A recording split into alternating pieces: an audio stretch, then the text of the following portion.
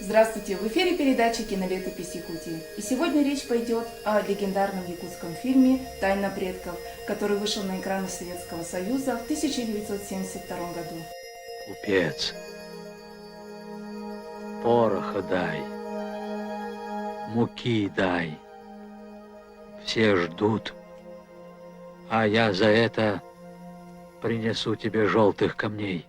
Так не пойдет, Сидюк. Я забрался в такую глушь не ради горстки камней. Этого мне мало. Хочешь получить товары, покажи дорогу на Золотой ручей. Давай стегней.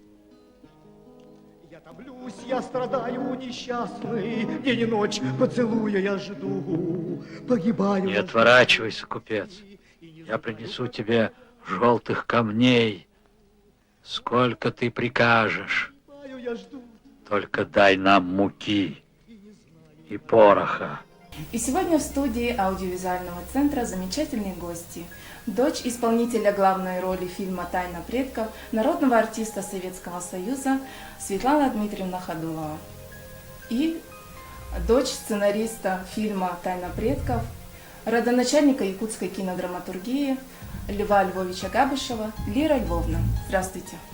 Здравствуйте. 17 августа общественность будет отмечать 110-летие Дмитрия Федоровича Ходулова. Скажите, это его первая роль в кино? Это была его первая проба, первые съемки в фильме, а так он был театральным актером. В нашей семье все было подчинено как бы режиму нашего отца, как его работе в театре, на сцене. Он создал более 100 ролей. Когда съемки были в 1971 году, он уехал надолго, город Североуральск Свердловской области. Ну, были такие эпизоды, например, как когда он кидает большие камни голыми руками, закрывая Золотой ручей. И в это время было несколько дублей. Режиссер Марат Арипов ему предлагал одеть рукавицы, но он вошел в образ, ему это не нужно было. В результате он обморозил пальцы, попал в больницу. Ну, были такие случаи, актеры все заходят в автобус греться, а наш папа был на улице, потому что иней был на бороде, на волосах, ему не надо было заходить, чтобы сохранить вот этот образ, этот грим. Вот такие жертвы, как бы, своим здоровьем он снялся в этом фильме. Ему очень не понравились эти съемки, ему было больше роднее как бы на своей сцене воплощать образы. А из-за того, что были вот такие климатические, скажем, перепады, когда в Североуральске при минус 30 они съемки вели, потом поехали в студию Таджикфильм Душанбе, там в студии была, конечно, жарко, и вообще в Душанбе было плюс 40. Вот, поэтому ему, когда он приехал, он рассказывал, что ему не понравились эти съемки. Вот даже до того, что когда его Акира Куросава пригласил на съемки фильма «Дерсу Зала», он отказался, даже не раздумывая, потому что, ну, вот такой опыт у него был. Вот. Ну и потом были проблемы со здоровьем. И также вот как Сидюк уходит туда вдаль, вот это, когда это идет сцена, я не могу смотреть без слез. Точно так же он ушел из своей жизни в тайге, среди своих друзей, актеров во время охоты. Лира Львовна, скажите, пожалуйста, как вы думаете, совпали ли образы экранных героев с представлением о них сценариста Льва Львовича Габышева? Что он вообще об этом говорил? Лев Львович первый предложил на роль Сидюка, конечно, Дмитрия Федоровича Ходулова, и это было безоговорочно, все это приняли, потому что это величайший артист Саха-театра, величайшая личность нашей республики в театральном мире. Это целая эпоха истории театра, Саха-театра, нашей культуры. Конечно, это выдающаяся фигура творческая, многогранная, художественная, природный талант. Он так вошел в роль Сидюка, Дмитрий Федорович, что, конечно, другого Сидюка представить себе просто невозможно. Это в один голос говорили тогда, в 1972 году, когда фильм впервые вышел на экране. Это говорил и режиссер Марат Арипов, который писал Льву Львовичу письмо насчет того, что в главэкспорт фильме всех покорил этот фильм, покорили якуты, которые получились на экране такими прекрасными, такими благородными, конечно, в первую очередь благодаря игре, выдающейся игре, гениальной игре, я бы сказала, конечно, такого гениального якутского артиста, как Дмитрий Федорович Ходулов. И потом об этом фильме, вот, скажем, говорили, что этот фильм впервые прорубил окно в киномир. Ведь он был впервые из якутских фильмов был послан на международный кинофестиваль в Испании вместе с другим фильмом «Баллада о солдате». Эти два фильма представляли искусство советского кино на международном экране. Что-то хотелось ли режиссеру поменять в сценарии? Или что-то приходилось менять?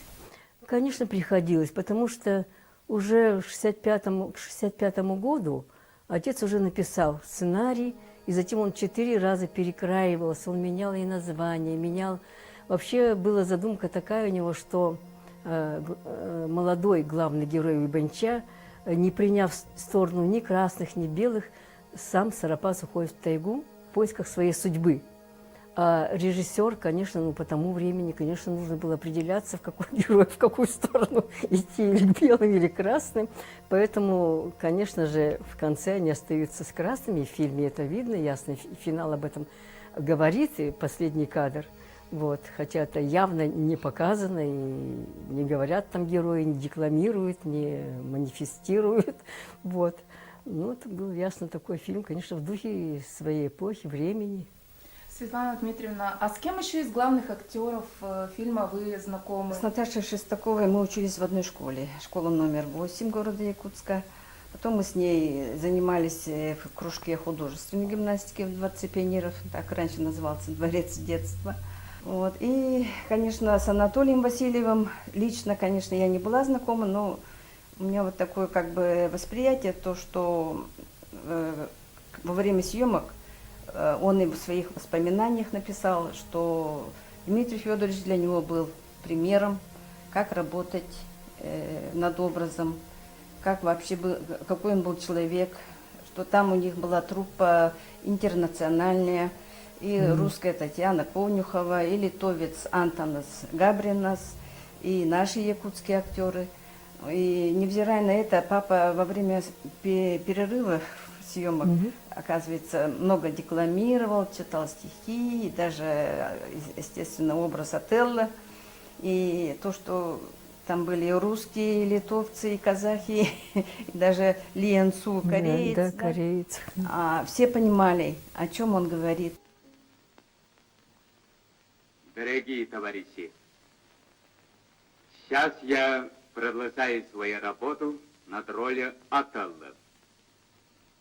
Мне выпала большая честь исполнять эту роль впервые на якутском языке на сцене нашего театра. Эбехинехим.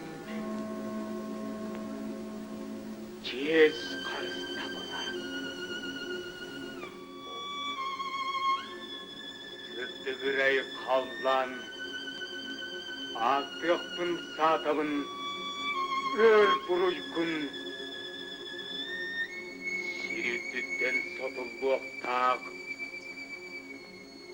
тоуым суа қанын,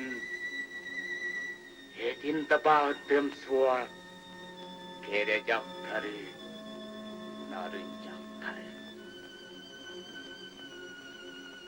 Сабайын, чағыл сырты отын, маңнай чимечитин, олтон, бетин. Своим талантом, своим обаянием, вот он, наверное, заслужил такое уважение к себе. Есть там такие съемки, когда во время перерыва он с Антонасом сидит. Недавно я узнала, что Оленёкский улус предоставил вот эти костюмы из меха. И 15 человек из Оленька поехали даже на съемки, там участвовали в съемках. Вот, поэтому они несли тоже свою лепту оленёкские. А Наташи Шестаковой мама тоже вместе с ней ездила на съемки и чинила без конца эти костюмы. Причем просто так вот, бесплатно, Безвозмездно. да, от души и так далее. Было такое время энтузиастов, люди-энтузиасты, которые отдавались своему делу полностью от и до, стопроцентно. Можете рассказать, какие были отношения у Льва Львовича с Николаем Якутским? Конечно, Николай Гаврилович был намного старше отца Льва Львовича моего. Вот. Но они вместе были, как говорится, написали пьесу «Эллы Лар». Это тоже была в свое время знаменитая, известная пьеса, имевшая большой успех на сцене Якутского драматического театра. Виктор Савин, Петр Решетников, Марк Слепцов, Яков Кычкин. Были такие образы, конечно, это были комические образы, в которых, в общем-то, любил зритель эту пьесу, этот спектакль. И потом человеческая дружба продолжалась и после «Эллы Лар». Вот. И, естественно, вот «Золотой ручей» повесть укрепила их дружбу.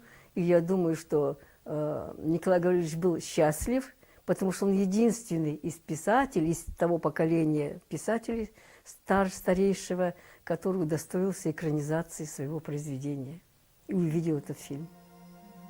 Вот так сошлись в этом году 3 юбилейные даты. 110 лет великому Дмитрию Федоровичу Ходулову, 50 лет фильму «Тайна предков» и 60 лет книге «Золотой ручей» Николая Якутского. Спасибо вам большое, Лира Львовна, Светлана Дмитриевна, за прекрасный разговор, за вашу светлую память о людях, которые внесли огромный вклад в культуру Якутии. А это была передача «Кинолетопись Якутии». Увидимся в следующем выпуске.